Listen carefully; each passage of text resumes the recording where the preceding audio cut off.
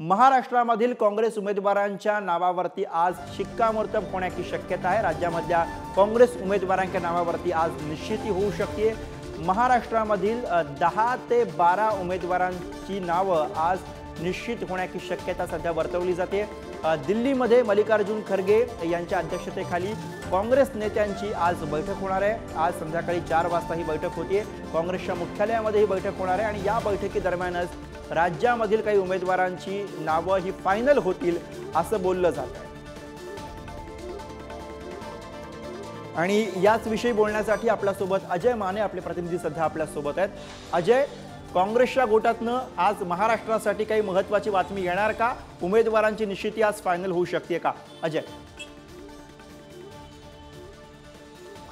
गुरु, आज उमेदवारांची निश्चिती फायनल होण्याची शक्यता जी आहे ती वर्तवली जाते, कारण की महाराष्ट्राचा दरबार जो आहे तो कालपासून दिल्लीच्या दारी भरलेल्याची चित्र आपल्याला पाहायला मिळतात। म्हणजेच महाराष्ट्रातील काँग्रेसचे जे नेते त्यात मग नाना पटोले असतील, विजय वडेट्टीवार असतील, बाळासाहेब थोरात असतील, तसेच महाराष्ट्राचे प्रभारी रमेश चन्नीताला हे कालपासूनच दिल्लीत जे आहेत ते तळ ठोकलेत। काँग्रेसच्या काल बैठकी पार पडल्या, तसेच काँग्रेसची केंद्रीय निवडणूक समितीची बैठक सुद्धा पार पडली, पण कालच्या बैठकीत महाराष्ट्राचा मुद्दा जो आहे तो चर्चेला गेला नाही। आज जी होणारी संध्याकाळी 4 वाजता ही बैठक पार पडणार आहे आणि आज महाराष्ट्राचा मुद्दा जो आहे तो आज एकंदरीत काँग्रेसच्या समितीमध्ये चर्चेला जाणार आहे। आणि त्यासाठी काँग्रेसचे महाराष्ट्रातले वरिष्ठ नेते तसेच प्रदेशाध्यक्ष नाना पटोले, तसेच वरिष्ठ नेते बाळासाहेब थोरात, विरोधी पक्ष नेते विजय वडेट्टीवार, त्याच जोडीला इतर नेते, त्यांच्यासोबत महाराष्ट्राचे जे प्रभारी म्हणून ज्यांना निवडलं होतं ते म्हणजे रमेश चन्नीताला, हे सुद्धा तिकडे दिल्लीमध्ये आहेत। आणि आज दिल्लीत काँग्रेसच्या समितीची ह्या बैठकीत आज महाराष्ट्राचा मुद्दा चर्चेला जाईल। त्यानंतर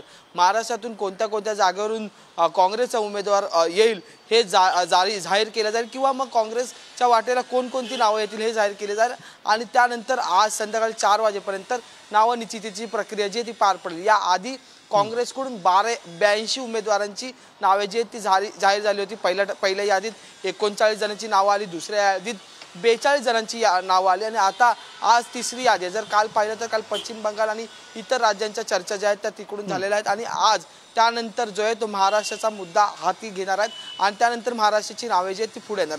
आता सगळ्यात महत्त्वाचं म्हणजे आणखी एक बातमी जी आहे ती काँग्रेसच्या गोटातून बाहेर येते, ती म्हणजे की काँग्रेसने कालच्या बैठकीत जे आहे तो महाराष्ट्रासाठी पुन्हा एकदा एक नवीन फॉर्म्युला जो आहे तो मांडलेला आहे। तो म्हणजे की 23-14-6 म्हणजे 23 जागा ह्या ठाकरेंच्या शिवसेनेला, 14 जागा ज्या आहेत त्या काँग्रेसला आणि 6 जागा ज्या आहेत त्या राष्ट्रवादीला, असा एक नवीन फॉर्म्युला जो आहे तो काल महाराष्ट्र काँग्रेसकडून देश पातळीवर दिल्लीत चर्चेला गेलेला आहे। आणि त्याचबरोबर ज्या उरलेल्या 4-5 जागा त्यातली एक जागा स्वाभिमान पक्षाला आणि दुसऱ्या ज्या 4 जागा आहेत त्या वंचितला जातील। जर वंचित महाविकास आघाडी बरोबर आलं नाही तर या 4 जागा ज्या आहेत त्या काँग्रेस किंवा राष्ट्रवादी काँग्रेस, शरदचंद्र पवार पक्ष आणि काँग्रेस यांच्या वाटेला येतील। त्यामुळे आता 14 जागांचा फॉर्म्युला एक काँग्रेसकडे म्हणजे 14 जागांची उमेदवारी काँग्रेसकडे जर वंचित आलं नाही तर त्या 4 जागा असतील त्या मिळून जर ते एकंदरीत गणित होईल ते 15 जागांचं होईल। पण सगळ्यात महत्त्वाचं म्हणजे जागा किती आल्या तरी उमेदवार कोण हा मुद्दा जो आहे तो महाराष्ट्रात सगळ्यात महत्त्वाचा